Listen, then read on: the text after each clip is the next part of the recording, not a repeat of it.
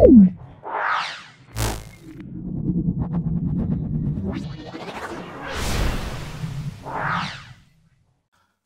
আসছি 9 নম্বর স্কুল, জলপাইগুড়ি জেলা স্কুল। জলপাইগুড়ি জেলা স্কুল খুব ভালো করে চলে এসো। গ্রুপে দেখো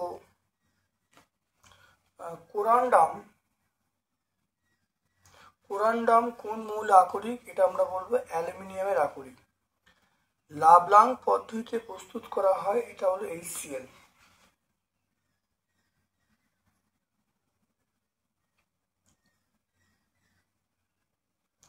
তারপর দেখো তড়িৎ বিশ্লেষণ পদ্ধতির সময় তড়িৎ প্রবাহ অবশ্যই এটা হবে সমতড়িৎ প্রবাহ হবে, সমতড়িৎ প্রবাহ।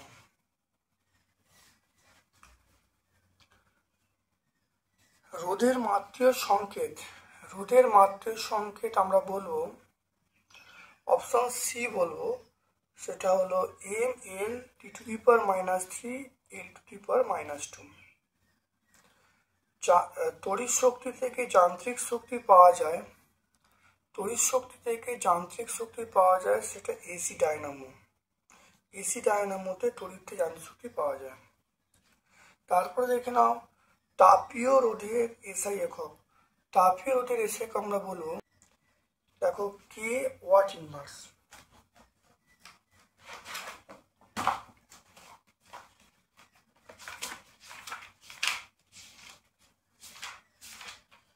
তাপীয় রোধের এসআই একক হলো কে ওয়াট ইনভার্স।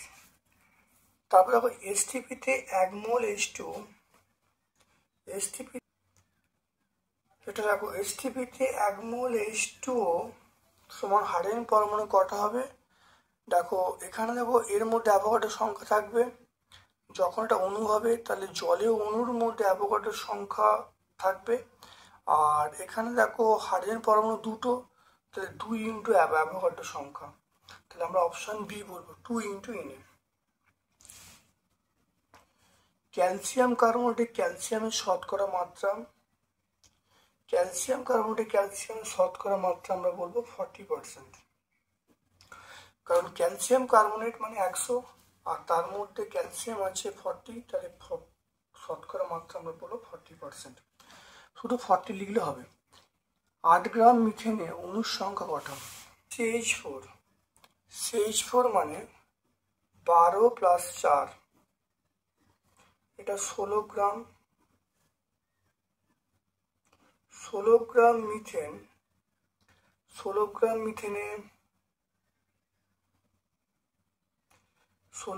মিথেনে অণু আছে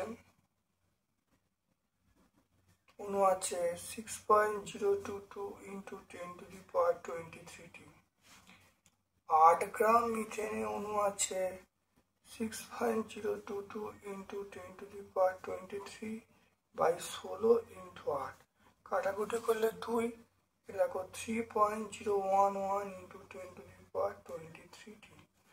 দেখে নাও ভালো করে, খুব ভালো করে দেখে নাও। আমরা কোনটা পাবো? এটা হয়ে গেল।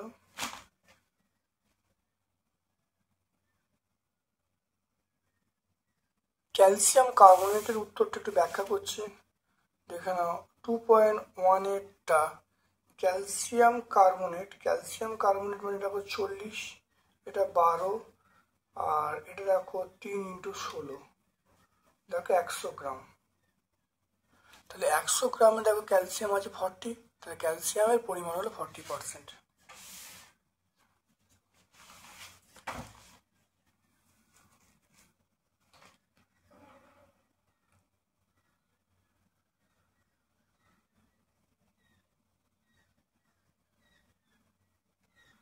তারপর দেখো আদর্শ গ্যাসের ক্ষেত্রে আয়তন গুণাঙ্ক চাপ গুণাঙ্কের মান কত? 1/273/°C। কঠিন পদার্থের মধ্য দিয়ে তাপ সঞ্চালন হয় পরিবহন পদ্ধতিতে।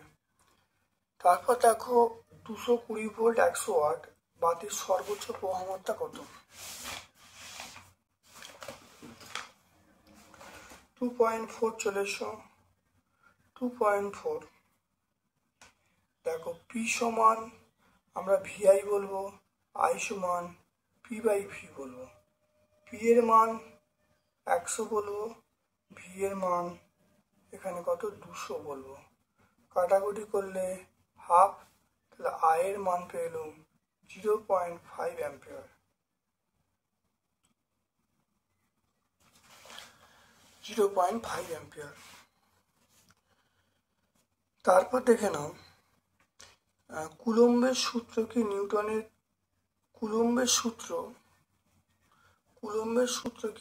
তৃতীয় সূত্র মেনে চলে? কি নিউটনের তৃতীয় সূত্র মেনে চলে না। এমসিবি এটা মিনিয়েচার সার্কিট ব্রেকার, এটা মিথ্যা,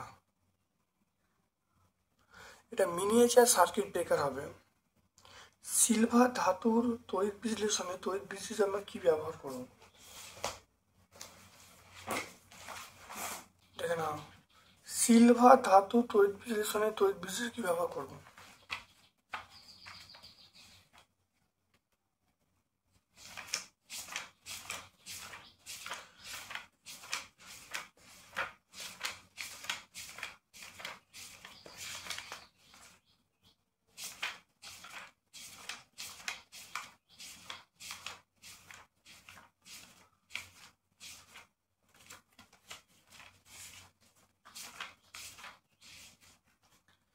দেখো সিলভার ধাতু তড়িৎ বিশ্লেষণে আমরা পটাশিয়াম আর্জেন্টোসায়ানাইড ব্যবহার করব। পটাশিয়াম আর্জেন্টোসায়ানাইড ব্যবহার করব। তারপর দেখো গাঢ় স্টোসোপোরের তড়িৎ পরিবাহিতা লৌহ স্টোপ অপেক্ষা বেশি হবে। সোনার তড়িৎ বিশ্লেষণে আমরা কি ব্যবহার করব? দেখো আমরা সোনার জন্য পটাশিয়াম অরোসায়ানাইড আর রূপোর জন্য পটাশিয়াম আর্জেন্টোসায়ানাইড। তাহলে আগের প্রশ্নের উত্তর হলো পটাশিয়াম আর্জেন্টোসায়ানাইড, আর সোনা পরের উত্তর হলো পটাশিয়াম অরোসায়ানাইড। তৈলচিত্রে সাদা রং কালো হয়ে যাওয়ার জন্য কিসের জন্য? এটা হলো বাতাসে H2S থাকার জন্য। তারপর দেখে নাও থার্মিট পদ্ধতিতে বিজার হিসেবে ব্যবহার করা হয়, সেটা অ্যালুমিনিয়াম বলবো। এরপর চলে এসো থ্রি-পিন প্লাগে, গ্রুপ সি এর প্রশ্ন চলে এসো। থ্রি-পিন প্লাগে ব্যবহৃত 3টি পিনের অন্তরকের আবরণের প্রচলিত কারণগুলো কি কি? এখানে লেখা আছে থ্রি-পিন প্লাগে 3টে পিন থাকে, এটি এবনাইটের কেসের উপর আটকানো থাকে। থ্রি-পিন প্লাগের সবচেয়ে মোটা পিনটি একটু মোটা হয়, দৈর্ঘ্যে সামান্য বড় হয়, আর অন্য দুটো পিন সমান মাপের হয়। সমন্বয় পিন দুটি লাইভ তার এবং অন্যটি নিউট্রাল তারের সঙ্গে যুক্ত থাকে, আর মোটা পিনটি এটা হলো 8 তারের সঙ্গে যুক্ত থাকে। তারপর চলে এসো ফ্লেমিংয়ের বামহস্ত নিয়ম বিবৃত করতে বলছে। বামহস্ত নিয়ম,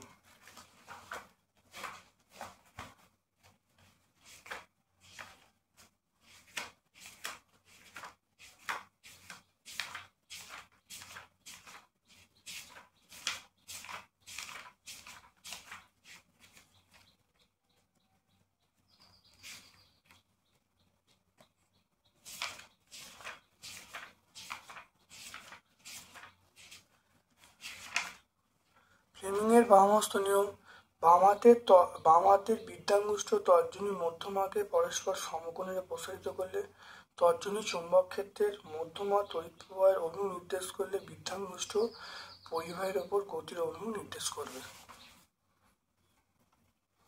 নাইট্রোলিন কি এর ব্যবহার লিখতে বলছে। দেখো ক্যালসিয়াম সায়ানামাইড এবং কার্বনের ধূসর মিশ্রণকে নাইট্রোলিন বলে, এটা জমিতে সার হিসেবে ব্যবহার করা হয়। HCl প্রস্তুতিতে গাঢ় HNO3 ব্যবহার করা হয় না কেন?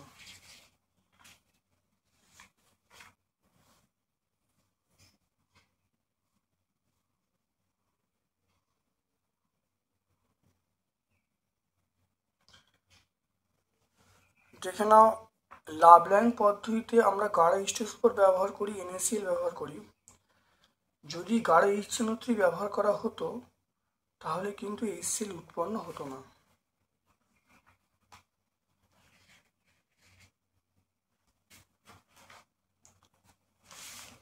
কারণ তেল তৈরিতে আমরা NaCl এবং গাড়ি H2SO4 ব্যবহার করব। দেখে না, এখানে যদি HNO3 ব্যবহার করা হয় তাহলে কিন্তু বিক্রিয়াটায় HCl পাওয়া যাবে না। তাহলে সেই জন্যই আমরা কিন্তু HNO3 পরিবর্তে H2SO4 ব্যবহার করি।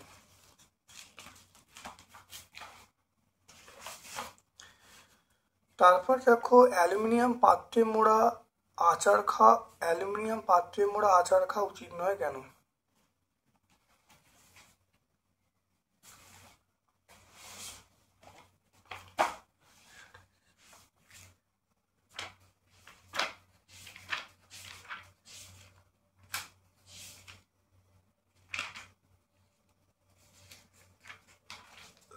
দেখে নাও, অ্যালুমিনিয়াম পাত্রে মোড়া আচার খাওয়া উচিত নয় অনেকবার ব্যাখ্যা করেছি। এই প্রশ্নে 11 প্রশ্নের উত্তরটা ভালো দেখে নাও, তোমরা পেরিয়ে যাবে। তারপরের প্রশ্ন দেখো আছে সেরাটাইজেশন দেখে নাও। লোহার তৈরি দ্রাবকে মরচের হাত থেকে রক্ষা করার জন্য দ্রব্যগুলিকে Zn এবং Zn প্লাস ZnO এর মিশ্রণের মধ্যে রাখা হয় যাতে জিঙ্ক ধূলি ছাড়িয়ে আবদ্ধ চুল্লির মধ্যে উচ্চ তাপমাত্রা উত্তপ্ত করলে লোহার দ্রব্যের ওপর জিঙ্কের আস্তরণ পড়ে। এই পদ্ধতিকে আমরা বলবো সেরাটাইজেশন।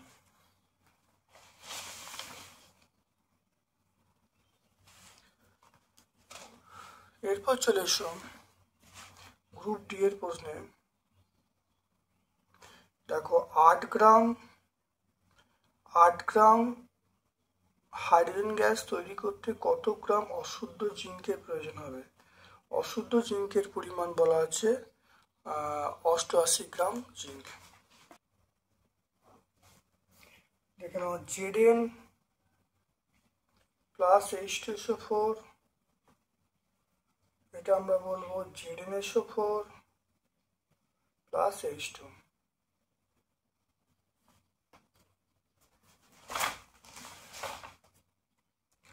এটা বলবো 65.5 গ্রাম, এটা বলবো 2 গ্রাম।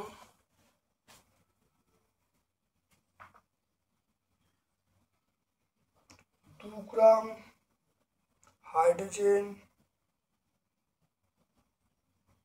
প্রস্তুত করতে Zn প্রয়োজন কত?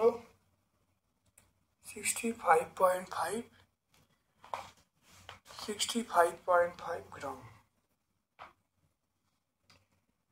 তাহলে এখানে বলা আছে 8 গ্রাম হাইড্রোজেন প্রস্তুত করতে Zn প্রয়োজন 65.5/2 ইন্টু 8, এটা 4 হবে 262 গ্রাম। দেখে নাও, এইটা করলে হবে, দেখে নাও 262 গ্রাম।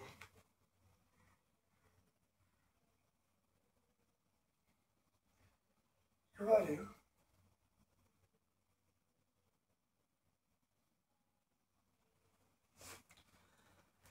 আমার এখানে বলা আছে 88%।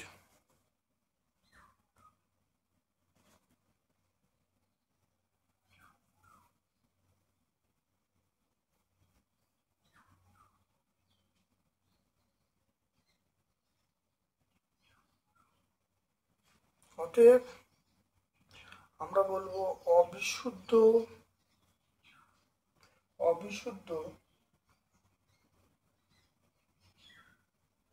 জিঙ্কের পরিমাণ,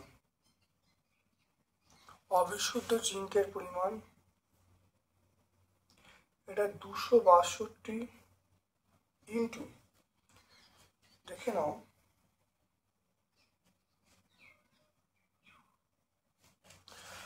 80 এই অবিশুদ্ধ জিঙ্কে 88%, বিশুদ্ধ জিঙ্ক বর্তমান। তাহলে অবিশুদ্ধ জিঙ্ক আমরা কত বলবো? 100/88 বলবো গ্রাম।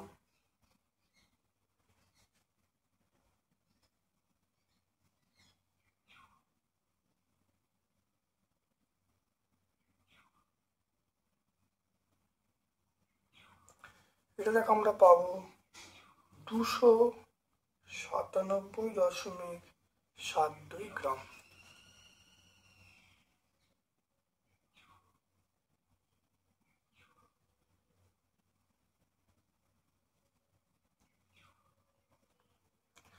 তাহলে 2 গ্রাম হার্ডেন প্রস্তুত করতে জিঙ্কের পরিমাণ 65.5 গ্রাম, একে কত 8 কত করলে 262 গ্রাম।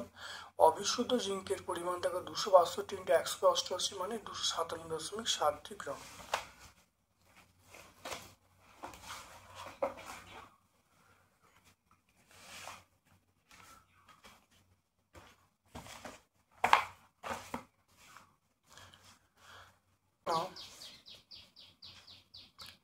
দেখো 50 গ্রাম এইচজিকে উত্তপ্ত করলে যে পরিমাণ অক্সিজেন পাওয়া যাবে সেই ওজনে অক্সিজেন পেতে কত গ্রাম KClO3 উত্তপ্ত করতে হবে।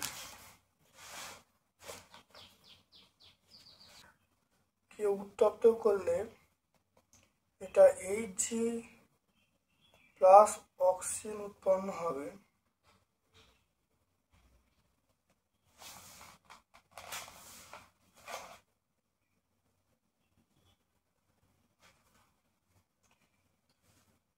এখানে দেখে নাও, এটা 2 এইচজি মানে 200 আর অক্সিজেন মানে আমরা বলবো 16।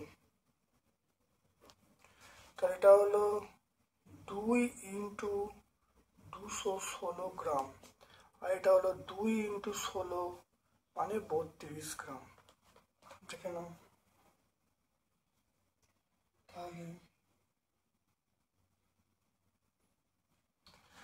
তাহলে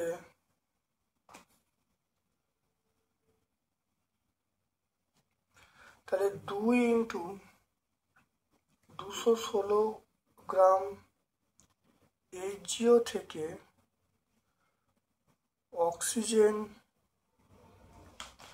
অক্সিজেন পাওয়া যাবে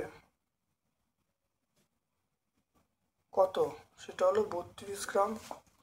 আর একে থেকে অক্সিজেন পাওয়া যাবে 32/2 × 216 আর 50 গ্রাম।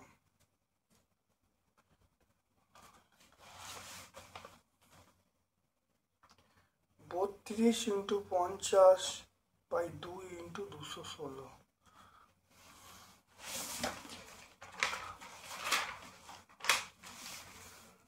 তাহলে 32 × 50/2 × 216, এটা কাটাকুটি করলে আমরা 16 বলবো।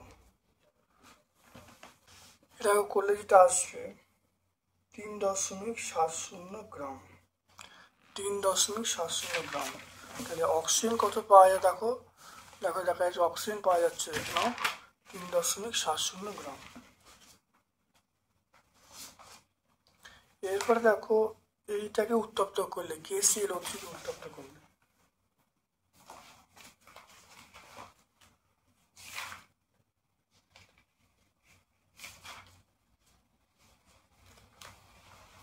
KClO3 তাকে উত্তপ্ত করা হলো। উত্তপ্ত করলে KCl প্লাস অক্সিজেন।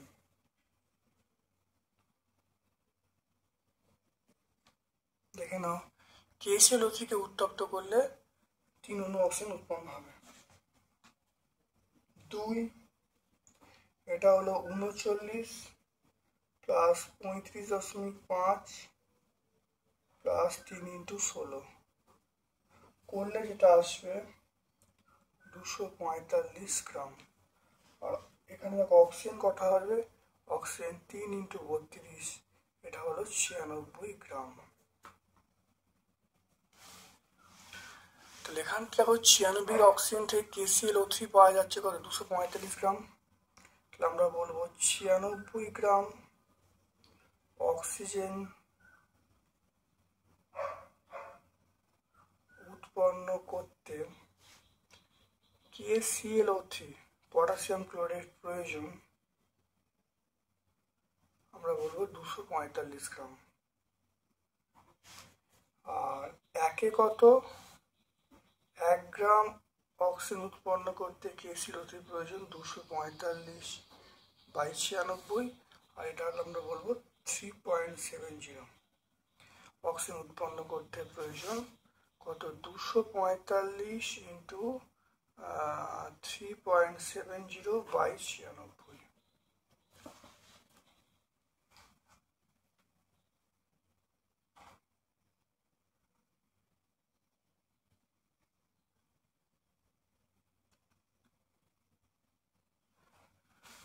তো এটা দেখে নাও, এটা হবে 9.45 গ্রাম।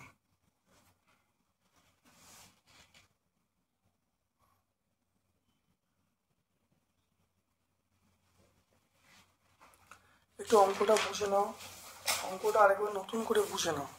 বলা আছে এইটা থেকে যে অক্সিজেন পাওয়া যাবে সেই অক্সিজেনটা কত KCl3 উত্তপ্ত করে পাওয়া যাবে।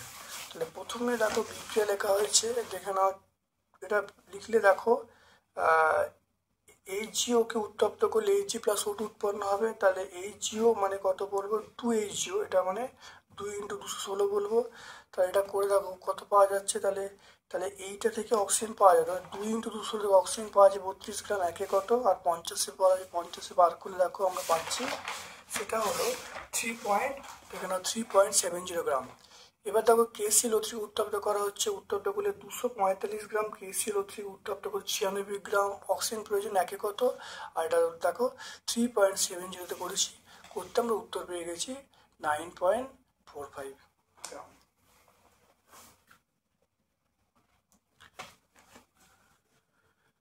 দেখো পরেরটা দেখাও যে তরলের প্রকৃত প্রসারণ সমান পাত্রের প্রসারণ প্লাস আপাত প্রসারণ।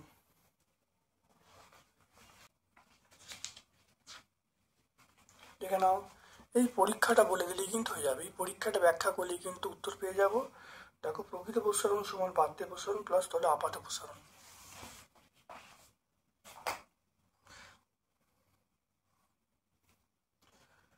দেখে নাও, রূপোর তাপ পরিবাহিতাঙ্ক 414 watt metre inverse kelvin inverse বলতে কি বোঝো?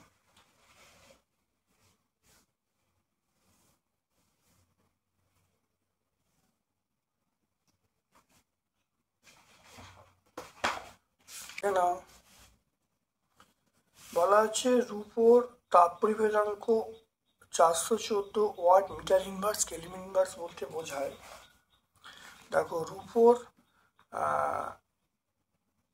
1 মিটার বেদ 1 মিটার স্কোয়ার প্রস্থ বিশিষ্ট রূপোর ফলকে 2 পৃষ্ঠের তাপমাত্রা 1°C হলে স্থিতাবস্থায় ফলকের এক পৃষ্ঠ থেকে অপর পৃষ্ঠে লম্বভাবে 1 সেকেন্ডে যে পরিমাণ তাপ প্রবাহিত হবে তার পরিমাণ হলো, চলে এসো, এটা হলো 414 জুল।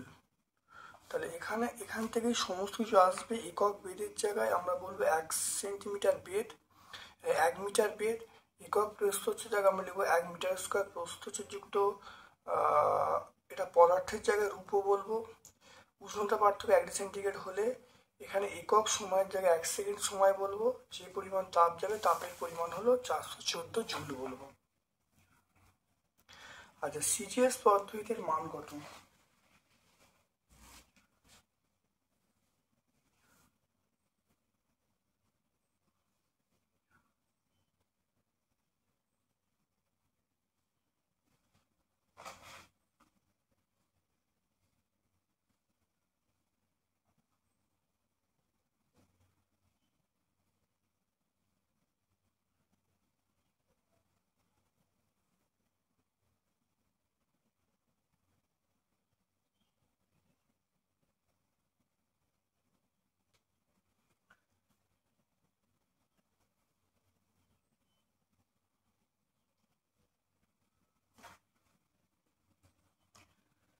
সিজিএস পদ্ধতিতে মানটা হবে, আমরা বলবো সিজিএস পদ্ধতিতে মানটা লিখবো, সেটা 0.98, এটা লিখবো, এককটা লিখবো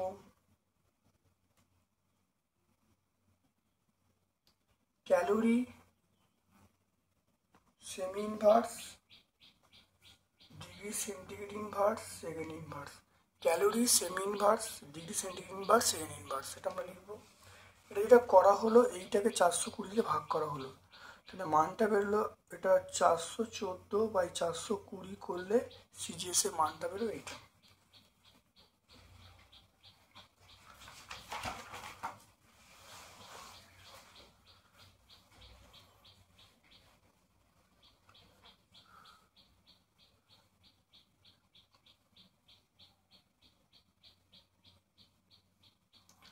দুশো কুড়ি ভোল্ট 40 ওয়াট, 220 ভোল্ট 60 ওয়াট বাতিকে যোগ করা হলো শ্রেণী সমান্তর সমবায়, কোন বাতিটি উজ্জ্বল শিখা জ্বলবে?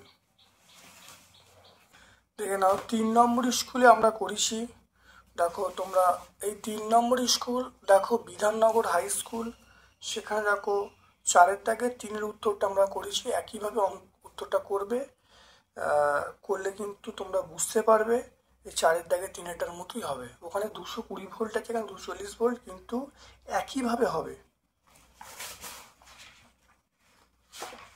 প্রথমটার রোধ কত R1 সমান 220 স্কোয়ার বাই 40, দ্বিতীয়টা R2 সমান আমরা 220 স্কোয়ার বাই 60 বলবো।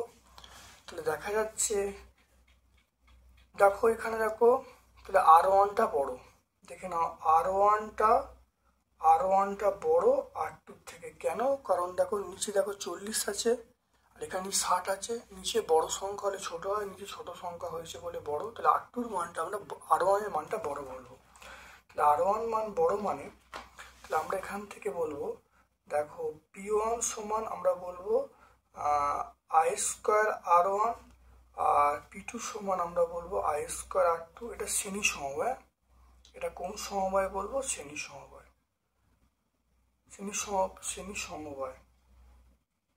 শ্রেণী সমবায়ের ক্ষেত্রে এটা বলছি।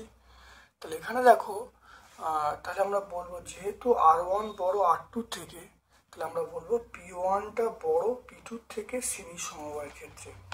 তাহলে প্রথম বাতি উজ্জ্বল শিখায় জ্বলবে, কখন? শ্রেণী সমবায়ের ক্ষেত্রে। এরপর দেখো সমান্তরাল সমবায়ের ক্ষেত্রে, সমান্তরাল সমবায়ের ক্ষেত্রে P1 এর সমীকরণ কি? V স্কোয়ার বাই R1, এটা হলো P2 সমীকরণ হলো V স্কোয়ার বাই R2 বলবো। তাহলে এখানে দেখে নাও তাহলে P2-র মানটা বড় হবে কার থেকে? P1 এর মানটা। তাহলে দ্বিতীয় বাতিটি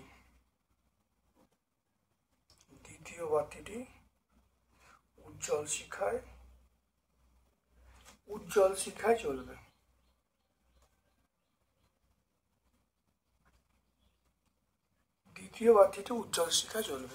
প্রথম দেখে নাও R1 এর মান পেয়ে গেলাম, এর R2-র মান পেয়ে গেলাম, R1 এর মানটা R2 থেকে বড়, তাহলে শ্রেণী সমবায়ের ক্ষেত্রে P1 সমান I square R1 R P2 সমান I স্কোয়ার R2, যেহেতু এটা R1টা বড় R2 থেকে, তাহলে আমরা বলবো প্রথমটা শ্রেণী সমবায়ের ক্ষেত্রে প্রথম বাতি উজ্জ্বল শিখায় জ্বলবে। আবার আমি P1 সমান V স্কোয়ার R1 P2 সমান V স্কোয়ার R2, তাহলে যেহেতু এখানে R1 এর মানটা বড়, তাহলে R1 এর মানটা বড় হওয়ার জন্য তাহলে এই মানটা কম হবে, তাহলে এই মানটা কিন্তু বেশি হবে, তাহলে P2-র মানটা বেশি হবে, তাহলে দ্বিতীয় বাতিটি কিন্তু উজ্জ্বল শিখায় জ্বলবে যখন সমান্তরাল সমবায় থাকবে। এরপর দেখে নাও ভুলবশত একটি অ্যামিটারকে বর্তনীর রোধের সমান্তরাল সমবায় ভোল্টমিটারকে শ্রেণীর সঙ্গে যোগ করা হলো, এর ফল কি হবে? দেখে নাও ভুলবশত কোনো অ্যামিটারকে বর্তনীর সঙ্গে সমান্তরাল সমবায় ভোল্টমিটার শ্রেণীর সঙ্গে যোগ করলে ফল কি হবে? দেখে নাও ভোল্টমিটারের রোধ অত্যন্ত বেশি, তাই এটিকে শ্রেণী সমবায় রাখলে মূল প্রবাহ অত্যন্ত কম হবে। আবার অ্যামিটার রোধ অত্যন্ত কম, সমান্তরাল সমবায় রাখলে শান্তির মতো কাজ করবে, অর্থাৎ এর মধ্যে দিয়ে অধিকাংশ তড়িৎ প্রবাহ চলে যাবে এবং মূল প্রবাহের মধ্য দিয়ে তড়িৎ প্রবাহ কোনো কিছু যাবে না, মূল রোধের মধ্য দিয়ে কোনো তড়িৎ প্রবাহ সৃষ্টি হবে না। বা যাবে না। ভোল্টমিটার অ্যামমিটারের উদ্দেশ্য হলো বর্তনী যথাক্রমে বিভব প্রভেদ এবং প্রবাহমান মাপা, তাই স্পষ্টতই দুটি উদ্দেশ্য বিফল হয়ে যাবে।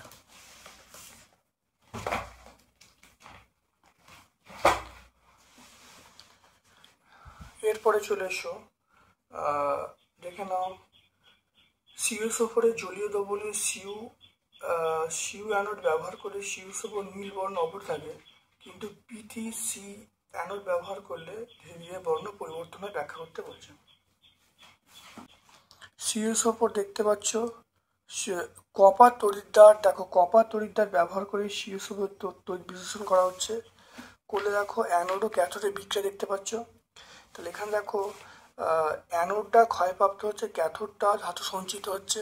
এখানে অ্যানোড ক্ষয়প্রাপ্ত হচ্ছে আর ক্যাথোডে ধাতু সঞ্চিত হচ্ছে, আর এবং CuSO4 দ্রবণে গাঢ়ত্বের কোনো পরিবর্তন হচ্ছে না যখন আমরা কপার তড়িৎদ্বার ব্যবহার করব। আর যখন আমরা অন্য তড়িৎদ্বার ব্যবহার করব, অন্য তড়িৎদ্বার বলতে ধরো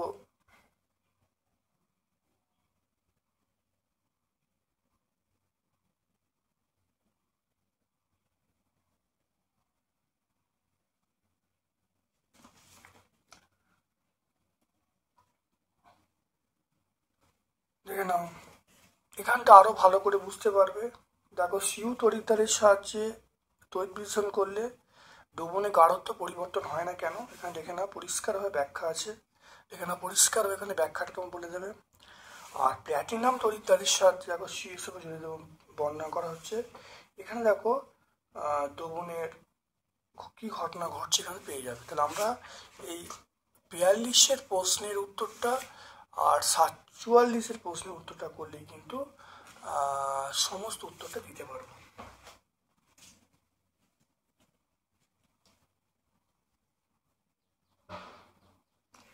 চলে এসো, HNO3 উৎপাদনে অনুঘটীয় কক্ষ নির্গত এনোকে ঠান্ডা করা হয় কেন? লাইকার অ্যামোনিয়াতে অ্যামোনিয়ার পরিমাণ কত?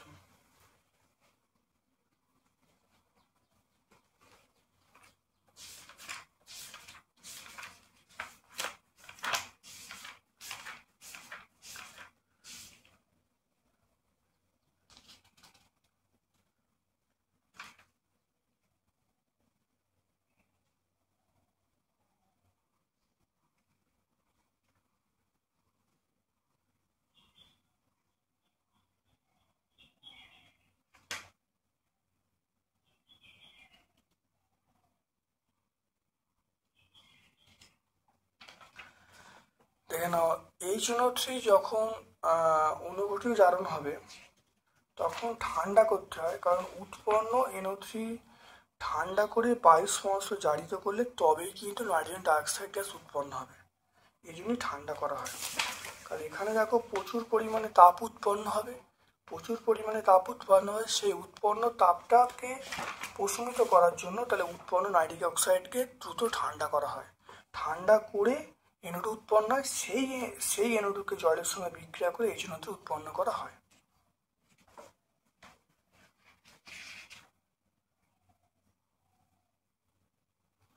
এখানে দেখে নাও, এখানে আমরা এই পয়েন্টটা ব্যাখ্যা করব। NO2 মিশ্রণকে জারণ কক্ষে পাঠানো ঠান্ডা করা হয়, এক্ষেত্রে গ্যাস ঠান্ডা করা না হলে NO2 বিক্রিয়ায় উৎপন্ন NO2 বিয়োজিত হয়ে যাওয়ার সম্ভাবনা থাকবে। লাইকার অ্যামোনিয়াতে অ্যামোনিয়ার পরিমাণ কত? দেখো, লাইকার অ্যামোনিয়াতে অ্যামোনিয়ার পরিমাণ 35%।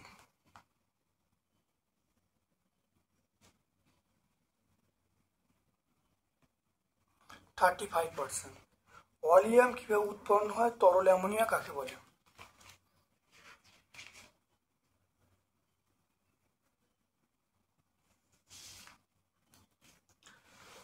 দেখে নাও, তরল অ্যামোনিয়া দেখে নাও, আগে দেখে নাও তরল অ্যামোনিয়া 10 ডিগ্রি সেন্টিগ্রেড তাপমাত্রায় 6 বায়ুমণ্ডলীয় চাপে অ্যামোনিয়া বন্ধহীন তরলে পরিণত হয়, এই তরলকে আমরা বলবো তরল অ্যামোনিয়া।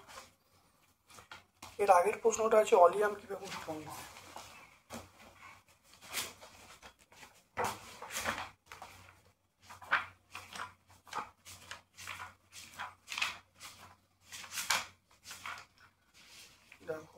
সোডিয়াম। দেখে নাও, প্রথমে আমরা 1 নম্বর স্টেপটা বলবো, অর্থাৎ সালফারকে বায়ুতে পোড়ালে সালফার ডাইঅক্সাইড উৎপন্ন হয়। সালফার ডাইঅক্সাইড শুষ্ক বায়ুর সঙ্গে 450 তাপমাত্রা 1 থেকে 1.5 বায়ুমণ্ডলীয় চাপে প্ল্যাটিনাম অনুঘটকের উপস্থিতিতে SO2 দ্বারা জারিত হয়ে SO3 উৎপন্ন হবে।